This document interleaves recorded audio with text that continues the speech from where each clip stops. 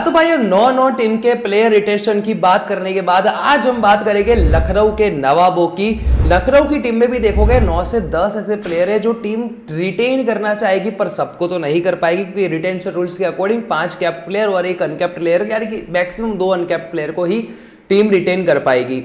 ठीक है, तो उसके अकॉर्डिंग देखा जाए तो आपको इस वीडियो में बताऊंगा कि कौन से ऐसे कंफर्म्ड प्लेयर है जो रिलीज होने वाले, ठीक है, और कौन से ऐसे प्लेयर है जिसको टीम रिटेन कर सकती है। पूरा लॉजिकल समझाऊंगा कि क्यों प्लेयर वो रिटेन होगा, क्यों नहीं होगा। ठीक है, तो प्रॉपर उन सभी के ऊपर बात करेंगे, लखनऊ की बात करेंगे आज। और इस वीडियो में गिव अवे भी है। देखो गिव अवे सिंपल, आप कमेंट करके आप गिव अवे जीत सकते हो। ठीक है, वो उसकी जो भी प्रोसेस है वो मैं आपको आगे बताता हूँ, वीडियो में देखना, वीडियो के बीच में आपको पता चल जाएगा। ठीक है, तो शुरुआत करेंगे भाई शॉर्टलिस्ट प्लेयर से। देखो मैंने कुछ शॉर्टलिस्ट प्लेयर करे हैं, 9 से 10 प्लेयर शॉर्टलिस्ट करे।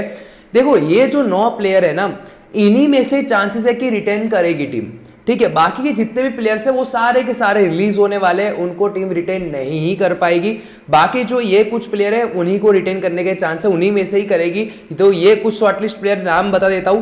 KL Rahul, Quinton de Kock, Nicholas Pooran, Ayush Badoni, Marcus Stoinis, Krunal Pandya, Yash Thakur, Ravi Bishnoi और मोहसिन खान।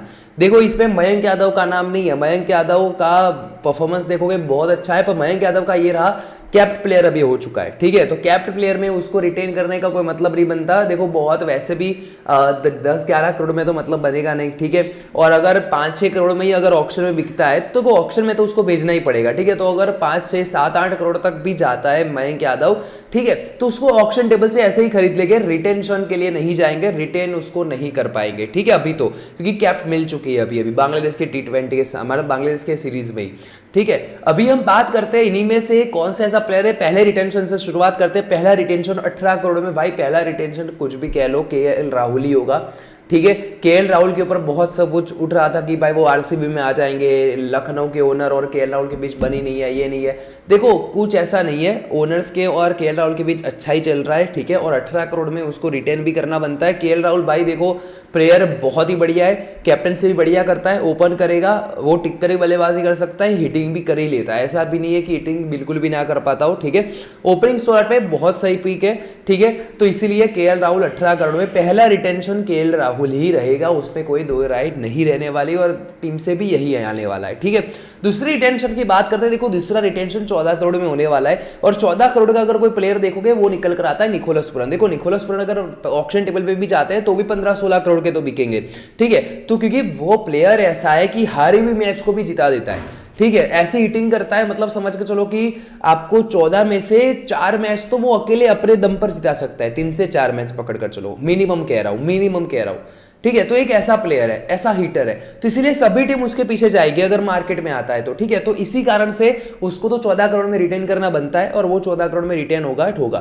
तीसरी रिटेंशन की बात करें, देखो तीसरा रिटेंशन 11 करोड़ में हो सकता है, और बाकी अभी जो प्लेयर्स देखोगे शॉर्टलिस्ट प्लेयर्स में आप देखोगे तो उसमें से 11 करोड़ में रिटेन कर सके वैसा प्लेयर देखा जाए तो मार्कस स्टोइनिस आता है। देखो मार्कस स्टोइनिस से ऐसी मैचेस जीता चुका है ऑलरेडी। देखा जाए तो चेन्नई के सामने भी जब 200 चेस करने वाले थे तब भी मार्कस स्टोइनिस ने बढ़िया किया था। ठीक है, और अच्छा कर रहा है, बॉल भी डाल देता है, 3 से 4 ओवर आप उससे करवा सकते हो, अगर करवानी हो तो करवा सकते हो। बाकी बॉलर 4 ओवर कंप्लीट भी डाल देता है और अच्छी भी डालता है, उसकी बॉलिंग भी अच्छी है, बैटिंग भी अच्छी कर लेता है। बैटिंग में हालांकि कंसिस्टेंट इतना नहीं है, बट समझ लो कि जब भी खेलता है अच्छी हिटिंग के साथ और अच्छा कर देता है टीम को।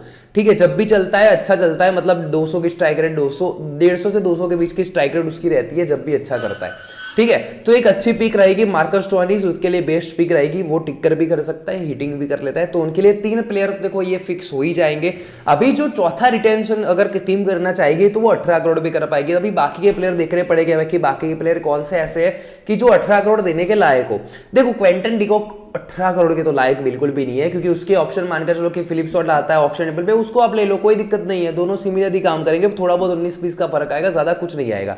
मैं तो बोलता हूँ फिलिप शॉट उससे बेटर भी कर सकता है। ठीक है, तो क्वेंटन डिकॉक का ऐसा तो नहीं है कि भाई 7-8 करोड़ मैक्सिमम ऑप्शन टेबल में 7-8 करोड़ में इजीली ले सकते हैं, लेना हो तो। ठीक है, फिर आयुष बदोनी तो एज अनकैप्ट रहेगा। फिर देखा जाए कृणाल पंड्या आता है, तो कृणाल पंड्या के लिए 18 करोड़ देना कुछ भी वो चीज नहीं है। यश ठाकुर भी नहीं है। रवि बिश्नोई के लिए भी 18 करोड़ ज्यादा हो जाते। रवि बिश्नोई भी देखो ऑक्शन टेबल पे ज्यादा करोड़ में बिकेगा, 10-12 करोड़ 13 करोड़ तक भी जा सकता है रवि बिश्नोई, बट 18 करोड़ तक तो नहीं जाएगा, ठीक है। और बाकी मोहसिन खान भी अनकैप्ड है तो उसको भी ऊपर 18 करोड़ तो नहीं हो सकता, ठीक है। तो 18 करोड़ का तो कोई कॉन्सेप्ट बनता नहीं है, तो यानी कि चौथा पांचवा जो रिटेंशन होगा वो आरटीएम कार्ड से ही होगा। और आरटीएम कार्ड से कौन से ऐसे 2 प्लेयर है जो रिटेन हो सकते हैं, पहला नाम आता है क्विंटन डिकॉक का, ठीक है। देखो क्विंटन डिकॉक से ऊपर रवि बिश्नोई का नाम रहेगा, क्विंटन डिकॉक का नहीं, पहला नाम रवि बिश्नोई का ही रहेगा। देखो रवि बिश्नोई का क्या सीन है, एक इंडिया के लिए देखोगे T20 में मेन इंटरनेशनल में वो खेलता है as a spinner, pure spinner, ठीक है। तो इसीलिए रवि बिश्नोई अच्छा भी बॉलर है और इसीलिए उसको टीम रिटेन करेगी। तो पहला चौथा नाम आएगा रवि बिश्नोई का आएगा, ठीक है। उसके बाद क्विंटन डिकॉक का आएगा। देखो बाकी के जो प्लेयर्स है समझो आयुष, बाकी की कौन से प्लेयर बचते हैं, एक कृणाल पंड्या बचता है जो कैप्ट प्लेयर में, ठीक है। बाकी कृणाल पंड्या और क्विंटन डिकॉक में देखोगे तो क्विंटन डिकॉक के पीछे जा सकती है टीम, बट टीम ये भी सोच सकती है कि क्विंटन डिकॉक को ऐसे ही हम ले ले ऑक्शन टेबल में 7-8 करोड़ 9 करोड़ जितने में भी बिकता है, क्विंटन डिकॉक को ऐसे ले ले, या फिर क्विंटन डिकॉक के ऑप्शन की तरफ भी जाए, क्योंकि क्विंटन डिकॉक का परफॉर्मेंस उस हिसाब से रहा नहीं है पिछले एक दो सीजन से देखोगे तो, ठीक है। तो इसीलिए टीम ये भी सोच सकती है। बाकी देखो उनको ज्यादातर मैचेस खेलनी है एकाना स्टेडियम पे, वहां पे स्पिनर को मदद ज्यादा मिलती है, तो कृणाल पंड्या को के बारे में भी सोचा जा सकता है कि कृणाल पंड्या को रिटेन कर ले। तो जो पांचवा रिटेंशन होगा वो होगा क्विंटन डिकॉक या कृणाल पंड्या में से किसी एक का होगा। इन दोनों में से किसी के एक के ऊपर आरटीएम कार्ड यूज किया जाएगा। अभी वो टीम के ऊपर रहेगा, टीम को क्या चाहिए, बैट प्लस बॉल चाहिए या फिर प्योर बैटर चाहिए विकेट कीपिंग के ऑप्शन के साथ, ठीक है। 2 टीम का डिसीजन होगा। और क्या है लाइव ऑक्शन में वो भी देखा जाएगा कि किसकी प्राइस कहाँ तक जाती है, ठीक है। मान के चलो क्विंटन डिकॉक इतना बड़ा गया ही नहीं, 5-6 करोड़ तक ही गया, ठीक है। तो उसको ऐसे ही ले लिया, कृणाल पंड्या के ऊपर टीम यूज कर लिया, ठीक है। तो वो भी कर सकती है टीम, ठीक है। तो उसमें वो अकॉर्डिंग टू कंडीशन रहेगी कैसे लाइव ऑक्शन में होता है, ठीक है। अभी अनकैप्ड प्लेयर के ऊपर आ जाते हैं। देखो अनकैप्ड के प्लेयर 4 करोड़ में होगा। अभी अनकैप्ड में इनके पास ऑप्शन क्या है, अनकैप्ड में ऑप्शन है आयुष बधोनी, यश ठाकुर और मोहसिन खान। देखो तीनों बढ़िया है। मोहसिन खान का हालांकि लास्ट सीजन इतना अच्छा परफॉर्मेंस नहीं रहा था, पर जब वो फर्स्ट ईयर आया था वहां पे उसने बहुत बढ़िया किया था, ठीक है। तो वो भी ध्यान में रख सकती टीम। यश ठाकुर का देखोगे, यश ठाकुर ने पिछली दोनों सीजन से बढ़िया किया है। और आयुष बधोनी देखोगे, आयुष बधोनी ने जितने भी मैचेस खेली है कुछ अभी लास्ट सीजन देखोगे तो प्योर बैटर हो ना, मतलब मान के चलो कि हम कैसे अनकैप्ड प्लेयर को कैसे गिनते हैं कि कहीं पे नीचे से आ जाए, थोड़ी बहुत हिटिंग करके दे दे टीम को, या फिर थोड़ी बहुत जरूरत है थोड़ा बहुत, उसके ऊपर पूरा भरोसा नहीं किया जाता, ठीक है। पर आयुष बधोनी ने बैटिंग उस हिसाब से करी कि प्योर बैटर हो टीम का और वो मेन हो, ठीक है। और उससे पारी को संभाला भी है काफी लखनऊ के लिए, ठीक है। 50-50 रन तक भी पारी खींची और रन भी बनाए उससे, ठीक है। तो मेरे ख्याल से देखो आयुष बधोनी के ऊपर जाएंगे ये लोग। बाकी अगर हो सकता है तो यश ठाकुर को भी, क्योंकि देखो उनके पास अच्छे ऑप्शन है। अनकैप्ड में यश ठाकुर भी अच्छा है, मोहसिन खान भी अच्छा है, ठीक है। तो इन तीनों में से किसी के पास भी जा सकते हैं, पर मेरे अकॉर्डिंग आयुष बधोनी ही वो रिटेन के ऊपर जाएंगे, रिटेन आयुष बधोनी को ही किया जाएगा।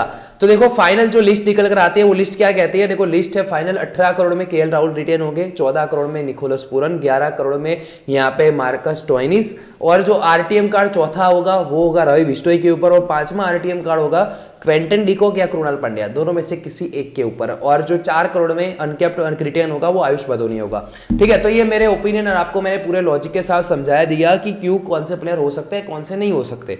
आपका क्या राय है वो आपको सिर्फ कमेंट करनी है और गिव अवे का जीतना है। कैसे, देखो गिव अवे में कि आपको क्या करना है, सिर्फ आपको लिखना है कि 18 करोड़ में यही प्लेयर रिटर्न होगा, 14 करोड़ में यही होगा, 11 करोड़ में यही होगा, और अगर टीम दूसरे 18 करोड़ का कोई प्लेयर रिटर्न करती है तो लिखो, या फिर आरटीएम करेगी तो सिर्फ आरटीएम लिखो।